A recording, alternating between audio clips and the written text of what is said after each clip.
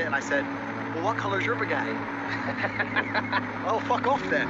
In the movie The Matrix, where Neo has a bald head, like me. Yeah.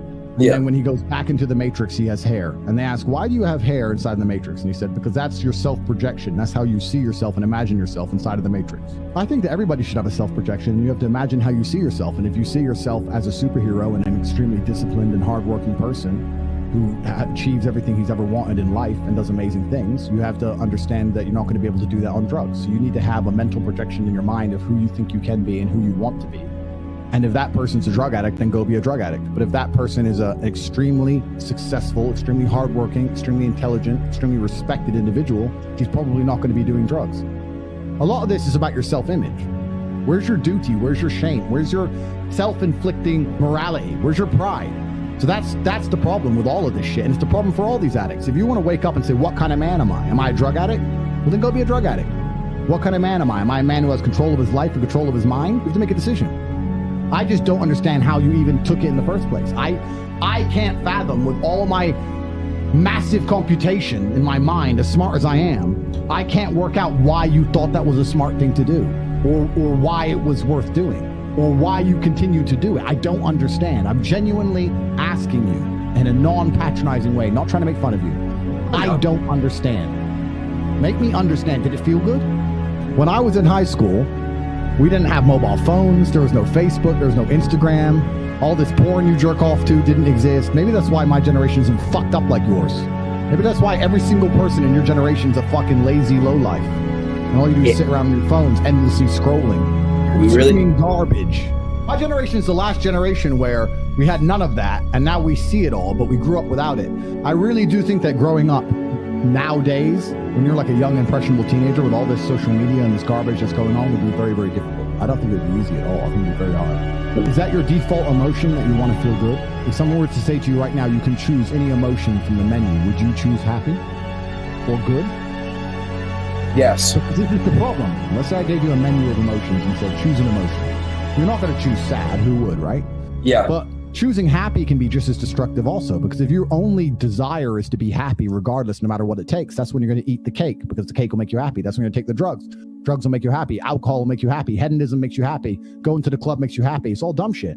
If you were to choose proud, or if you were to choose courageous, if you were to choose a different emotion or a different feeling inside, you would have no interest in these things. So I don't wake up and think, how do I feel happy? I don't wake up and say, will this drug make me happy? I have no interest in being happy. I wake up and say, how can I be proud of myself? What can I achieve that makes me proud of myself? How can I do things that make other people respect me and are proud of me? How do I have a day which I complete when I come home? The woman who's in my house says, wow, there's no man like you.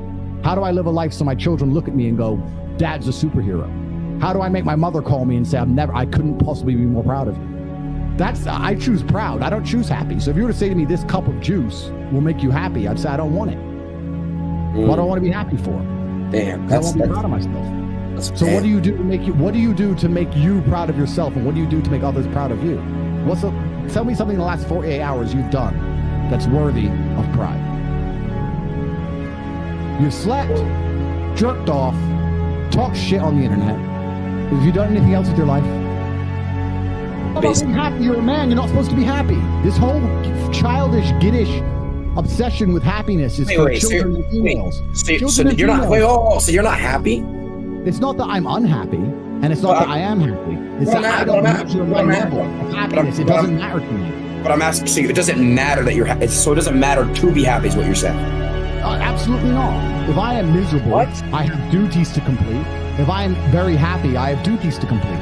So I have to live the exact same life regardless of how I feel. So for me, happiness is not a good indicator on how life should be lived. You shouldn't wake up and say, how happy am I today? How does that affect how I act?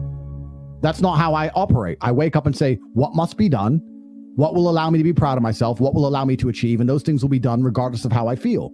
And that's how the most successful people on earth all operate. The most successful people on earth don't only do things because they feel happy about doing them. In fact, I'd argue that most people who do amazing things don't feel happy about doing them at all. I understand that, but if you're constantly obsessed with trying to make yourself happy, that's when you fall into addictions and garbage. Yes, exactly. So stop caring if you're happy. Nobody cares if you're happy. So what do I go for? What do I go for? The whole world doesn't give a fuck if men are happy or not. Nobody cares about men being happy. We talk about women being happy. We want children to be happy.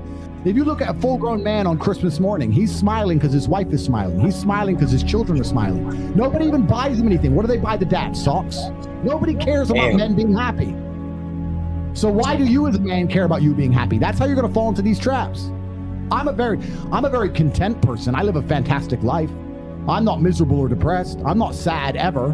But I don't wake up and go, I want to be happy today. No, sir. I wake up and say, okay, things must be done. And those things will be completed regardless of how I feel. Regardless of how I feel. You can lock me in a dungeon for an unknown amount of time in Romania, and I will still complete as many push-ups as I can possibly do in the dark by myself. What else am I going to do? Sit there and be sad? Happy or sad? The push-ups must be done. It's called duty. It's called honor. It's called pride. If you had these things, you would never do dumb shit in the first place.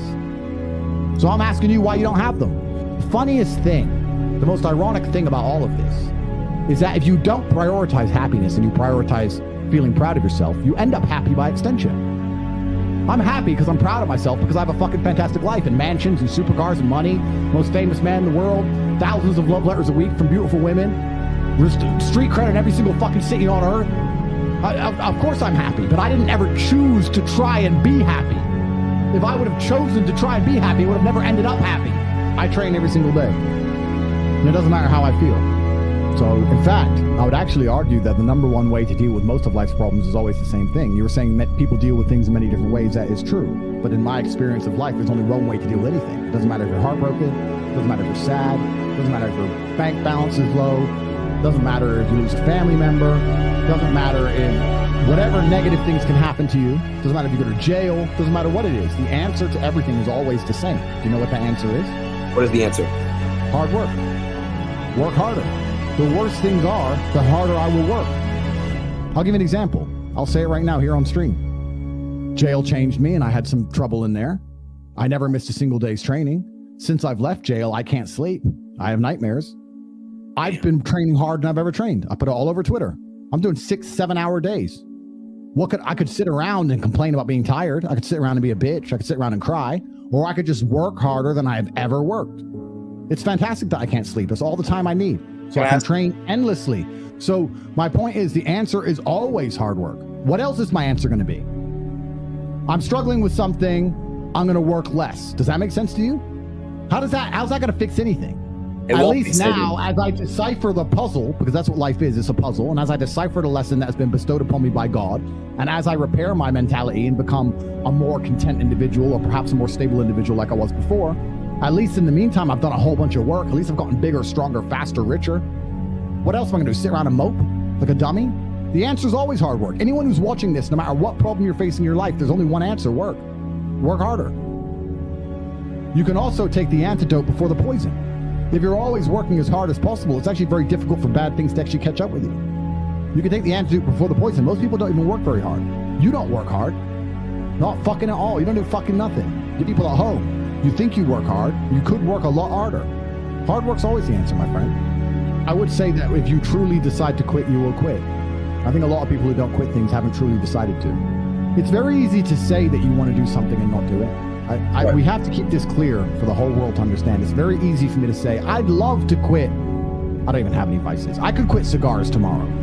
It wouldn't even bother me. It wouldn't even cross my mind. If I decided to quit, I'd quit. Nope. If I decided to quit, I really would like to quit, and then I carried on doing it. I don't think I really wanted to. If you really wanted to quit, you would quit.